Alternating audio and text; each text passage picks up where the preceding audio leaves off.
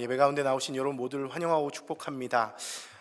날씨가 굉장히 오락가락하는 것 같아요. 오늘도 나오는데 쌀쌀한 느낌이 나더라고요. 저도 지금 약간 목감기가 걸려서 오늘 설교 중에 이렇게 휴지로 이렇게 코를 만지고 막 이럴 수도 있거든요. 그래서 여러분들도 이 환절기에 좀 건강을 또 조심하시고 또 영육간에 강건할 수 있는 여러분 모두가 되셨으면 좋겠습니다. 저는 앞으로 그 시편 23편 최근에 제가 이 시편 23편 말씀을 깊이 묵상하고 암송하는 시간이 좀 있었거든요. 인생에 여러 가지 어려운 문제가 찾아올 때마다 또 이렇게 말씀을 깊이 묵상하다 보면 또 하나님께서 주시는 은혜가 있는 것 같습니다. 개인적으로 이 23편 말씀을 깊이 묵상한 가운데 은혜가 있어서 우리 앞으로 수요예배 제가 또 말씀을 나누는 기간에는 또 한 절 한 절 조금 이렇게 디테일하게 또 묵상하면서 나가는 시간을 가져보려고 하는데요. 오늘은 그 첫 번째 시간으로 여호와는 나의 목자시니 내게 부족함이 없으리로다라는 이 말씀을 가지고 여러분들과 은혜를 좀 나눠보려고 합니다. 특별히 이 시편 23편은 우리가 여호와는 나의 목자시니 내게 부족함이 없으리로다 이런 말씀을 하다 보니까 다윗이 목동일 때 어린 소년이었을 때 지은 시편이겠구나 이런 생각을 할 수 있지만 사실 이 시편은 인생의 후반기에 자신의 인생을 돌아보면서 쓴 시편이라고 할 수 있습니다. 특별히 우리가 잘 아는 다윗의 인생 참으로 파란만장하죠. 여러분들이 잘 알고 있는 인생입니다. 다윗의 인생을 뭐라고 표현할 수 있냐면 하나님의 은혜로 가득한 인생이었다 이렇게 말하고 싶습니다. 보잘것없는 인생이었지만 그에게는 하나님의 특별한 도우심이 있었죠. 블레셋 장군 골리앗을 쓰러뜨리면서 단번에 전쟁 영웅으로 떠오르게 되었고요. 사울은 천천히요 다윗은 만만이라는 이런 노래와 함께 엄청난 인기 그리고 그를 따르는 사람들이 많아졌습니다. 그리고 결국에는 한 나라의 왕이 되었던 것이죠. 돈과 명예와 권력과 인기와 명성까지 하나님이 부으신 은혜로 형통한 삶을 살았던 사람이 바로 다윗입니다. 근데 다윗에게 이렇게 좋은 면이 있었던 반면에 또 한편에는 어두운 면도 있었다는 것이죠. 다윗은 언젠가부터 자신의 형통이 어디로부터 오는가를 완전히 잊어버린 사람처럼 행동합니다.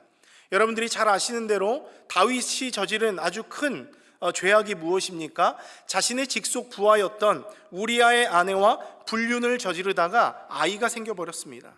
그리고 그 죄를 숨기기 위해서 그녀의 남편을 최전방으로 보내서 죽게 하는 그런 끔찍한 범죄를 저지르게 되죠.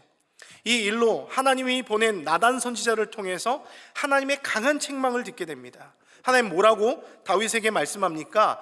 사무엘하 12장 10절 말씀 보면 이제 내가 나를 업신여기고 햇사람 우리아의 아내를 빼앗아 내 아내로 삼았은즉 칼이 내 집에서 영원토록 떠나지 아니하리라 이런 무서운 말씀을 하시는 거예요.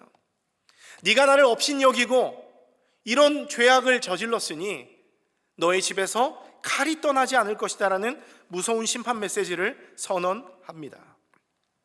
실제로 그 이후 다윗의 가정 안에는요 엄청난 비극이 연달아서 일어나게 됩니다.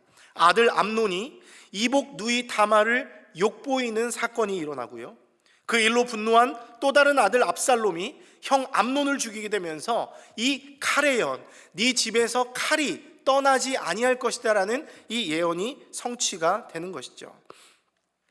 심지어 압살롬은 아버지 다윗에게도 칼을 겨누면서 반역을 일으키게 되는데요, 다윗은 왕이면서도 아들에게 쫓겨 도망하는 비극적인 시간을 보내야만 했습니다. 여러분, 이처럼 다윗의 인생은 하나님의 은혜로 형통함을 누리던 시절도 있었지만 하나님의 은혜를 저버린 대가로 고통의 나날을 보내기도 했다는 것이죠. 그런데 이런 다윗이 인생의 노년에 자신의 파란만장했던 인생 여정을 돌아보면서 내린 결론, 하나님 너무했다, 뭐 이런 얘기가 아니라는 것이죠.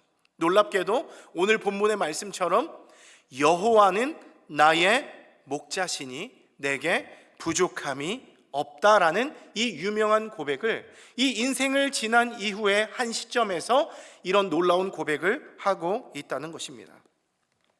여러분, 그럼 다윗은 왜 이런 놀라운 고백을 올려드리고 있는 것인가? 여러분, 형통하던 날에는 자신이 잘나서 그런 줄 알았습니다. 여러분, 우리도 그렇지 않습니까? 우리가 하나님의 은혜를 받았던 때에는 아마도 우리는 가장 낮은 곳에서, 비참한 가운데서, 절망 가운데서 하나님의 은혜를 누렸을 것입니다. 그리고 그 은혜로 말미암아서 바닥을 치던 우리의 인생이 하나님의 은혜로 말미암아서 기쁨과 회복의 은혜가 임했을 것이라고요. 그런데 우리 인생에 다시금 봄바람이 불고 인생이 좀 더 살만하고 하다 보면 어떤 일이 일어나게 됩니까? 마음속에 교만함이 일어나게 되는 거예요. 아, 살만하구나. 내가 이렇게 잘나서, 내가 이렇게 똑똑해서, 내가 이렇게 부자여서, 내가 이렇게 능력이 있어서 이렇게 내가 잘 살고 있구나 착각하게 되는 것이죠. 다윗 역시도 마찬가지입니다. 모든 것이 내가 잘나서 그렇구나 생각한 것입니다. 그래서 내 인생의 주인은 나이고 내 힘만으로도 충분히 살 수 있다고 생각했던 것이죠. 근데 여러분, 인생의 말년에 자신의 삶을 다시 돌아보니까 그 하나님의 축복과 수많은 어려움 가운데서 살아왔던 자신의 인생을 돌아보니까 어떤 결론을 내리게 되는 거예요? 내 삶의 모든 것, 나의 나됨, 내가 지금 이렇게 살아있는 것이 다 하나님의 은혜였구나라는 것을 분명하게 알게 되는 것이죠. 그리고 자신이 지은 죄를 생각하면 너무나 부끄러워요. 하나님 앞에 감히 설 수 없고 하나님의 심판을 받아도 할 말이 없는 그런 사람입니다. 하지만 그럼에도 불구하고 하나님이 그런 다윗을 어떻게 하셨다고요? 끝까지 포기하지 않았어요. 오히려 그런 다윗을 불쌍히 여겨주시고 다시금 기회를 주시고 그 다윗을 용서해 주셨습니다. 어려움 당할 때 피할 길을 주시고 선한 길로 인도하셔서 여기까지 이끌어오신 하나님인 것이죠. 때문에 다윗은 결국 깨닫게 됩니다. 내 인생의 목자는 내가 아니구나. 내 인생의 목자는 나 자신, 내 인생의 주인은 내가 아니라 여호와 하나님이며 나의 연약함과 부족함에도 하나님이 나를 그분의 어린 양으로 삼아 주셨구나. 이런 진리를 깨달으면서 여호와는 나의 목자시니 이 아름다운 시편을 시작하고 있는 것입니다. 여러분, 그런데 오늘 우리가 여기서 좀 더 주목해 볼 것이 있는 것 같습니다.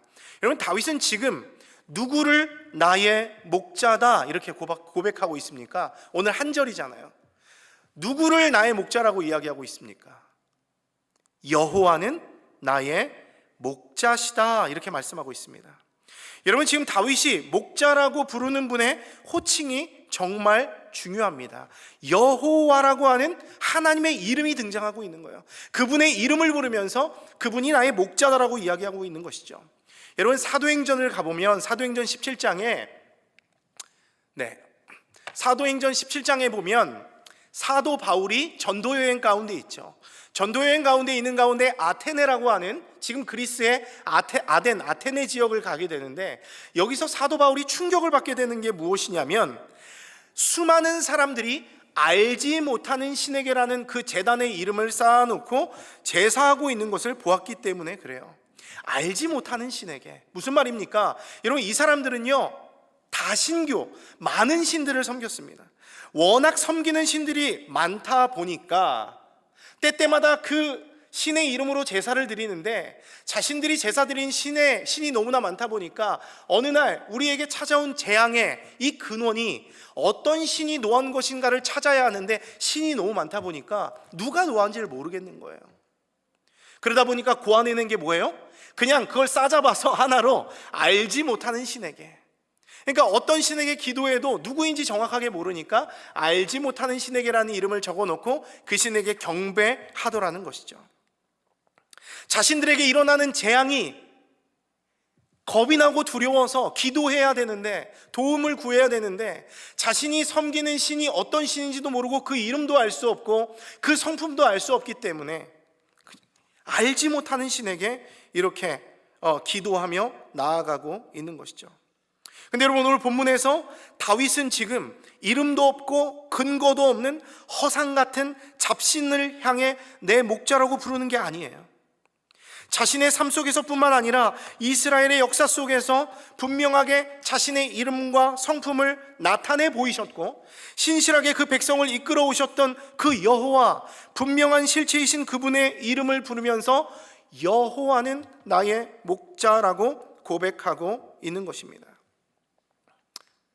여러분, 그러면 다윗에게 이 여호와라고 하는 이 이름은 어떤 특별한 의미가 있을까요? 여러분, 여기서 여호와라고 하는 이름은 하나님이 이스라엘 백성들에게 자신을 직접 계시해 주신, 자기 이름을 수여해 주신 이름이라고 하는 것입니다. 그리고 이 여호와라고 하는 이 이름이 구약 성경에서 여러분 몇 번 정도나 언급이 될 것 같습니까? 학자들은 무려 6,800번 이상 이 여호와의 이름이 언급될 정도로 가장 많이 등장하는 이름이라고 말씀하고 있습니다.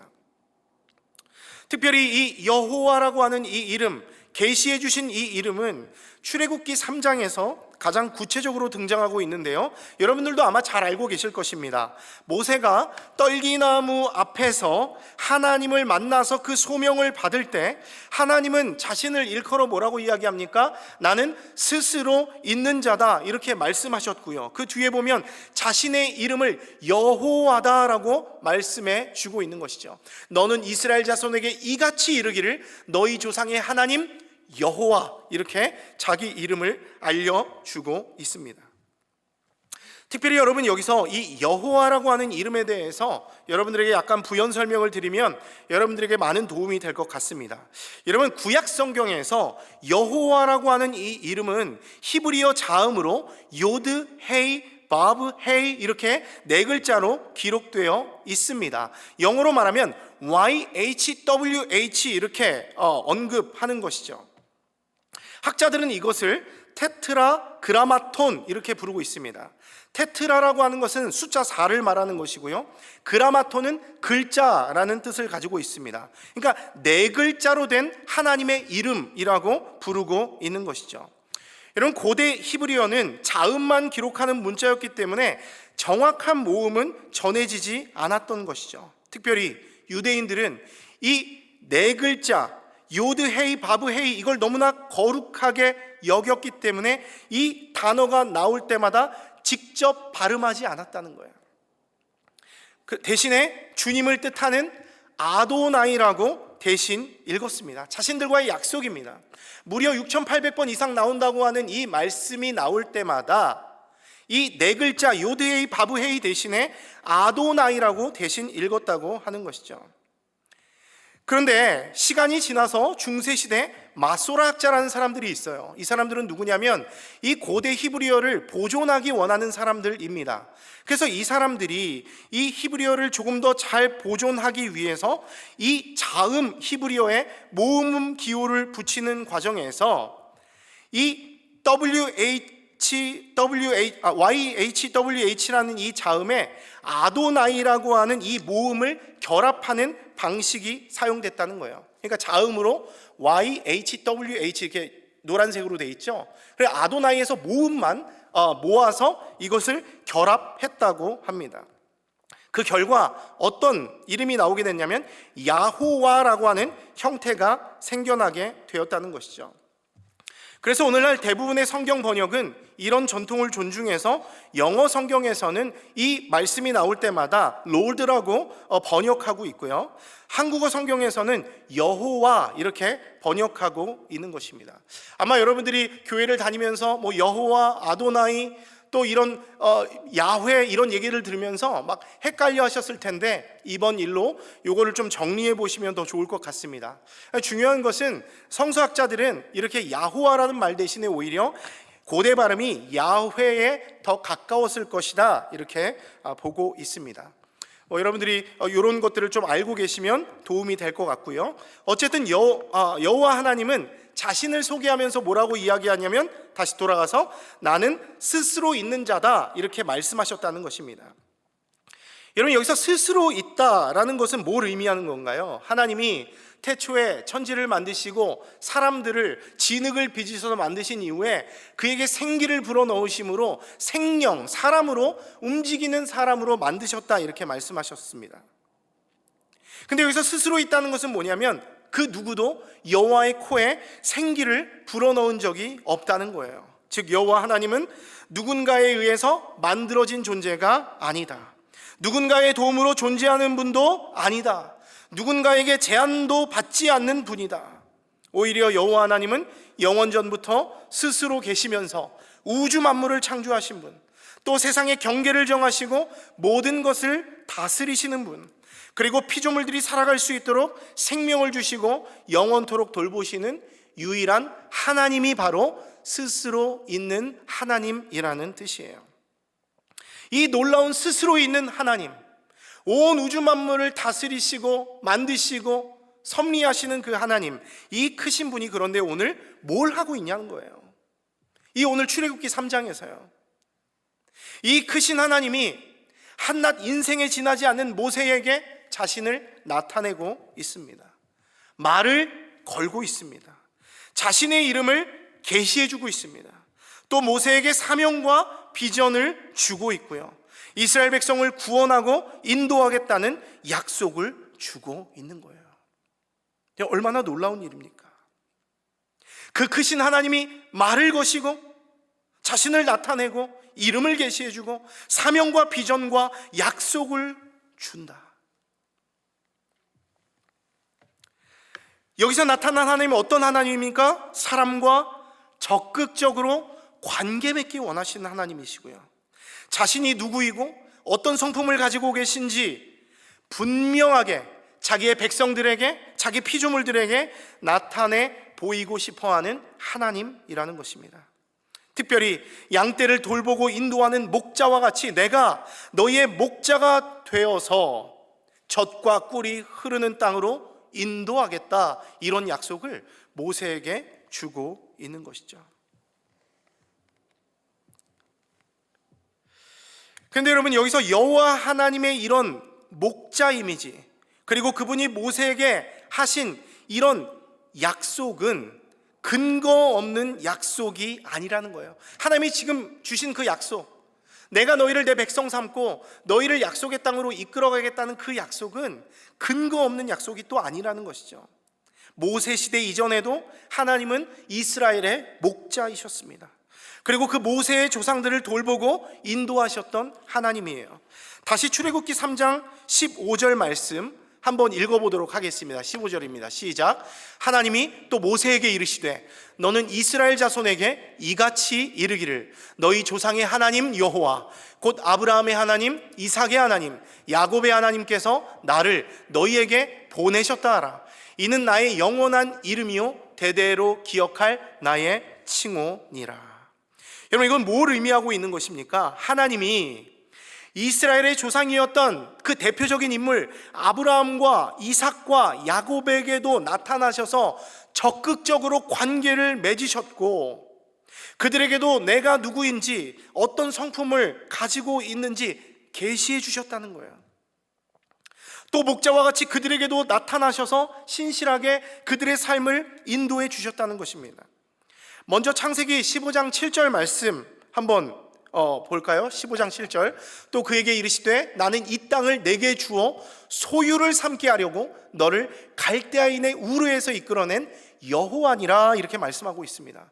그러니까 하나님께서 그 우상으로 드글드글했던 갈대아 우르에서 살아가던 이 아브라함을 이끌어내서 젖과 꿀이 흐르는 땅으로 인도하신 이후에 하나님이 그 아브라함에게 자기를 나타내주고 있는 거예요. 나는 이 땅을 내게 주어 소유로 삼게 하려고 너를 이끌어낸 여호와 하나님이다 라는 것을 그 아브라함에게 말해주고 있는 것입니다. 또 창세기 26장 2절에서 4절 이하 말씀을 보시면 여호와께서 이삭에게 나타나서 뭐라고 말씀하세요? 이삭이 애굽으로 내려가려고 하니까 너 애굽으로 내려가지 마라. 네가 지금 이 땅에 거류하면 내가 너와 함께 있을 거고 복을 주고 이 모든 땅을 너와 내 자손에게 줄 거야. 아버지 아브라함에게 맹세한 것을 이루고 내 자손을 하늘의 별과 같이 번성하게 하여 이 모든 땅을 내 자손에게 주리니 내 자손으로 말미암아 천하 만민이 복을 받으리라, 이런 약속을 주면서 나는 여호와다라는 것을 이삭에게도 나타내 보여주고 있습니다. 마지막으로 창세기 28장 13절 이하를 보십시오. 하나님은 이제 야곱에게 나타납니다. 야곱이 지금 어떤 상황에 있습니까? 형을 속이고 도망하는 가운데 하나님께서 그 두려워하는 야곱에게 나타납니다. 나는 여호와니 너의 조부 아브라함의 하나님이요 이삭의 하나님이라. 내가 누워있는 땅을 내가 너와 내 자손에게 주리니 내 자손이 땅의 티끌같이 되어 내가 서쪽과 동쪽과 북쪽과 남쪽으로 퍼져나갈지며 땅의 모든 족속이 너와 내 자손으로 말미암아 복을 받으리라. 내가 너와 함께 있어 어디로 가든지 너를 지키며 너를 이끌어 이 땅으로 돌아오게 할지라. 내가 내게 허락한 것들을 다 이루기까지 너를 떠나지 아니하리라. 두려움과 절망 가운데 있었던 야곱에게 하나님이 나타나서 하신 약속이 뭡니까? 나는 여호와다. 근데 그냥 여호와가 아니라 너의 아버지, 너의 조상 아브라함과 이삭에게 나타났고 그들을 신실하게 이끌어온 목자의 하나님으로서 너에게 말한다. 그들에게 약속했던 그 약속을 내가 너와 함께 할 것이고 너가 비록 지금은 도망자의 위치에 있지만 내가 너를 반드시 이 땅으로 돌아오게 하겠다는 그 놀라운 약속을 주고 있는 것이죠. 하나님께서 아브라함과 이삭과 야곱의 연약함에도 불구하고 그들에게 은혜를 베푸시고 신실하게 인도해 오신 것입니다. 때문에 아브라함과 이삭과 야곱은 때때마다 신실하게 인도하신 여호와의 이름을 부르면서 제단을 쌓고 예배하는 것을 우리가 보게 되는 거예요. 하나님이 이런 약속을 주신 이후에 끝나는 것이 아니라 아브라함 같은 경우 보십시오. 그가 그곳에서 여호와께 제단을 쌓고 여호와의 이름을 불렀더라. 창세기 26장 25절 이삭이 그곳에 제단을 쌓고 여호와의 이름을 부르며 거기에 장막을 쳤더니 28장 16절 야곱이 잠에 깨어 이르되 여호와께서 과연 여기 계시거늘 내가 알지 못하였도다. 그러니까 하나님께서 주신 약속이 임할 때마다 그 여호와 하나님의 이름을 계시해 주실 때마다 계시해 주신 그 이름을 그대로 부르면서 하나님 앞에 제단 쌓고 예배하는, 찬양하는 그런 모습을 우리가 보게 되는 것이죠. 왜 이렇게 찬양합니까? 선한 목자와 같이 신실하게 자신을 이끌어 오신 그 여호와 하나님을 찬양하고 있는 것이죠. 때문에 하나님은 아브라함과 이삭과 야곱에게 그렇게 하셨던 것처럼 모세에게도 지금 나타나셔서 자신의 이름 여호와를 계시해 줍니다. 그리고 자신이 이스라엘의 조상들을 신실한 목자가 되셔서 인도하셨던 것처럼 이제 너가 애굽에서 이끌고 나갈 그 이스라엘 백성들을 구원하고 인도해 줄 것이라는 그런 놀라운 약속을 그 떨기나무 앞에서 모세에게 전해주고 있는 것이죠. 실제로 여러분이 잘 알고 있는 출애굽의 과정을 기억해 보십시오. 진실로 이스라엘은 양떼와 같습니다. 하나님은 그들의 목자와 같아요. 이들을 인도해 나가는 그 과정을 보면 딱 목자와 양의 비유가 맞습니다. 특별히 이스라엘이 양떼와 같다는 것은요, 약간 부정적 표현이죠. 여러분, 우리가 잘 아는 양의 이미지는 어떻습니까? 새하얀, 뭔가 순결하고 깨끗한 그런 순하고 귀여운 동물의 이미지를 가지고 있어요. 그런데 여러분, 목축을 하는 사람들의 이야기를 들어보면 양의 이미지는 그런 우리가 가진 이미지와는 정반대입니다. 양은 사실 굉장히 연약하고 문제가 많은 동물이라고 해요. 일단 방향 감각이 없습니다. 길을 쉽게 잊어버려요. 그리고 한번 길을 잃어버리면 혼자서는 돌아올 능력이 없어요. 또 양은요, 겁이 너무 많아서 작은 자극에도 쉽게 패닉에 빠지고 한 마리가 달리면 이유도 없이 다 달린대요. 그렇죠? 너무 웃기지 않습니까? 왜 달리는지 모르고 달리니까 다 달리는 거예요. 생각 없이 따라하는 습성 때문에 한 마리가 잘못된 길을 가면 모두가 같은 위험에 빠지게 되는 것이죠. 이때 어떤 양은 구덩이 같은 곳에 빠져서 몸이 뒤집히기도 해요. 스스로 일어나지 못하기 때문에 목자가 일으켜주지 않으면 위험에 빠져요. 근데 이 위험에서 목자가 그 양을 불쌍히 여겨서 건져주면 뭐합니까? 너무 고집이 세서 건져준 목자의 은혜를 잊어버리고 목자의 인도를 거부하거나 엉뚱한 방향으로 움직이다가 또 위험에 빠지는 일이 허다하다는 것이죠. 여러분, 제가 이 설교를 준비하면서 이 부분에서 양의 특성을 보여주는 정말 짧은 10초짜리 영상 하나를 봤는데요, 한번 여러분들도 한번 보시면 좋을 것 같습니다. 금방 지나갑니다.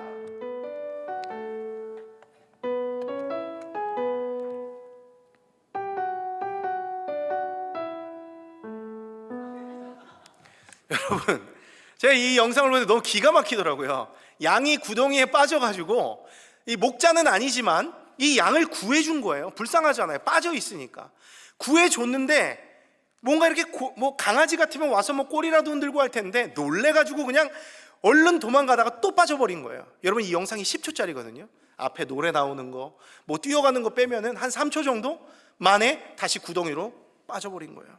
여러분, 얼마나 미련하고 어리석은 동물입니까?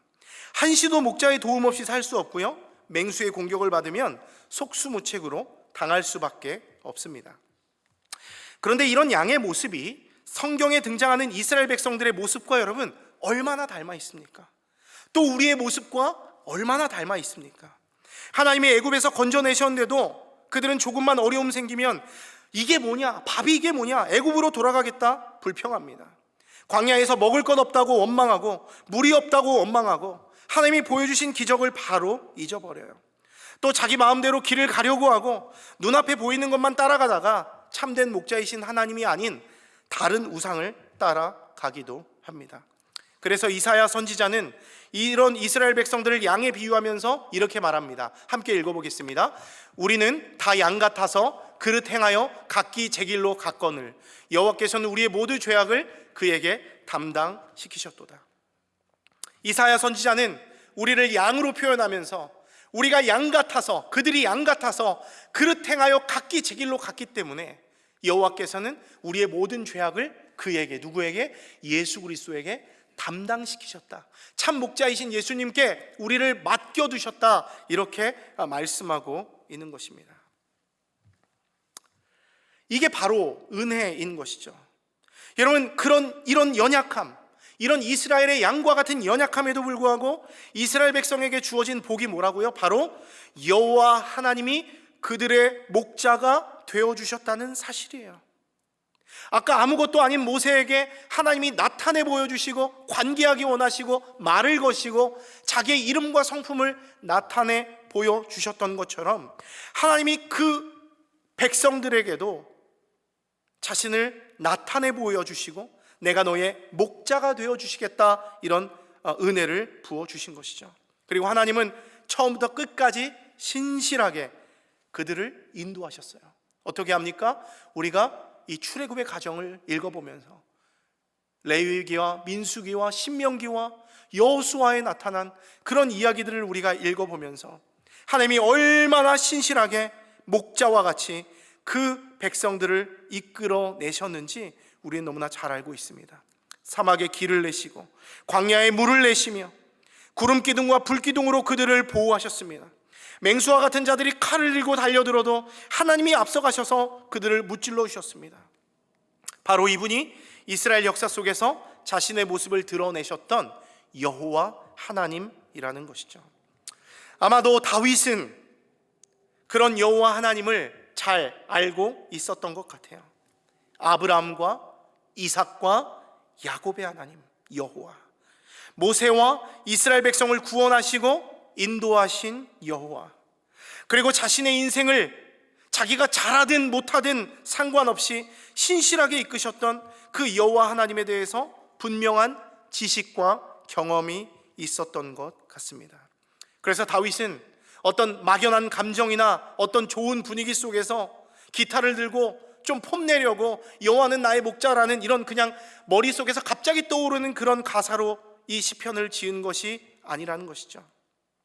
이스라엘의 역사 속에서 자신을 나타내셨던 하나님, 그리고 자신의 인생 속에서 실제로 역사하셨던 하나님을 기억하면서 그것을 근거로 해서 그분을 향해 여호와는 나의 목자이십니다, 이렇게 고백하고 있는 것입니다. 여러분, 말씀을 마무리하기 원하는데요, 저는 오늘 이 부분이 오늘 우리에게도 굉장히 중요하다고 생각합니다. 우리들 역시도 아무런 근거 없이, 생각 없이 여호와는 나의 목자시다, 여호와는 나의 무엇이다, 이렇게 고백하지 않기를 바랍니다. 단순한 분위기나 감정 때문에 억지로 하는 고백이 아니라 성경 속에서 분명하게 계시된 여호와 하나님, 그분의 성품, 그분의 일하심을 분명히 깨닫고 또 그 하나님이 나의 인생 속에서 그 고난의 순간순간마다, 삶의 순간순간마다 어떻게 역사하셨는지를 한번 깊이 돌아보고 묵상해 보면서 그 마음 깊은 곳에서 터져나오는 그 믿음의 고백으로 여호와는 나의 목자이십니다, 여호와는 나의 무엇입니다, 이렇게 고백할 수 있는 여러분들 되었으면 좋겠습니다. 하나님이 실제로 성경의 역사 속에서 우리가 이 성경 말씀을 펼쳐서 읽기만 해도 자신이 누구인지 지금 이 시대를 살아가는 우리들에게도 분명하게 나타내 보여주고 있습니다. 예수 그리스도를 통한 구원을 약속하셨고 십자가와 부활로 그 약속을 신실하게 이루어 내셨습니다. 그리고 지금도 동일하게 성령의 은혜로 우리 삶 가운데 역사하고 계셔요. 그것을 성경 전체를 통해서 우리에게 말씀해 주고 있는 것이죠. 성부 하나님, 성자 하나님, 성령 하나님, 삼위일체 하나님의 놀라운 역사가 성경에 아주 깊게 새겨져 있고 그 말씀이 우리에게 지금도 말씀하고 있는 것입니다. 그런 의미에서 여러분들에게 한 가지 질문을 던져보며 설교를 마무리하고 싶습니다. 여러분, 오늘 다윗이 여호와는 나의 목자시니 내게 부족함이 없으리로다 이렇게 고백했습니다. 그렇다면 여러분에게 여호와 하나님은 어떤 분이십니까?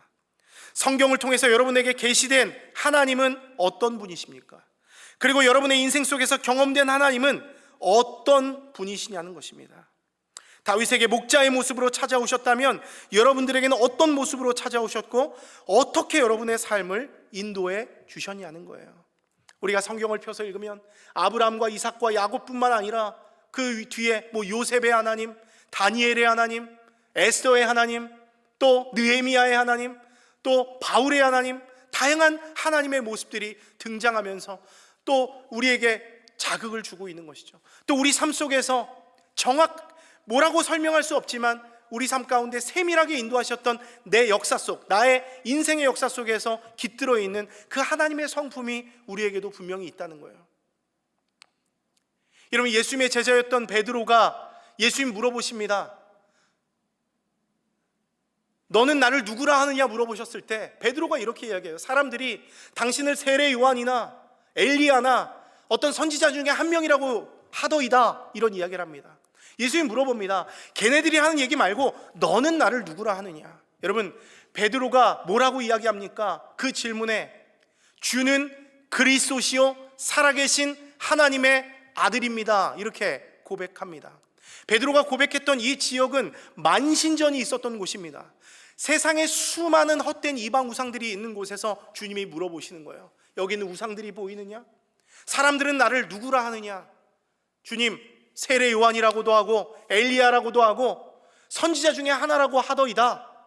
그거 말고 너는 나를 누구라 하느냐? 주님이 원하시는 건 그거예요.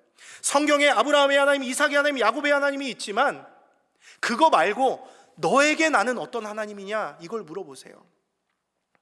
지난 2월에 요르단에 갔을 때 시리아 청년 한 명이 우리가 보는 앞에서 예수를 영접하는 그 생생한 장면을 보았습니다. 선교사님이 물어보세요. 누구누구야? 너에게 하나님은 누구니? 라고 이렇게 물어보셨어요. 뭐라고 대답합니까? 예수 그리스도. 우리가 영상을 통해서도 보지 않았습니까? 하나님이 너에게 누구니? 예수 그리스도. 이렇게 대답했습니다. 그렇다면 여러분들에게 하나님은 누구십니까? 성경에 나와 있는 하나님 중요합니다. 그러나 여러분에게 하나님은 누구냐는 거예요. 오늘 이 괄호 안에 여러분의 하나님은 어떤 하나님인지 한번 넣어볼 수 있었으면 좋겠어요. 꼭 지금이 아니어도 찬양을 부르는 가운데, 기도하는 가운데, 혹시 집에 돌아가서 이 시편 23편 1절을 생각하면서 나에게 여호와는 나의 무엇인가 한번 고민해 볼 수 있는 여러분 모두가 될 수 있기를 주님의 이름으로 축원합니다.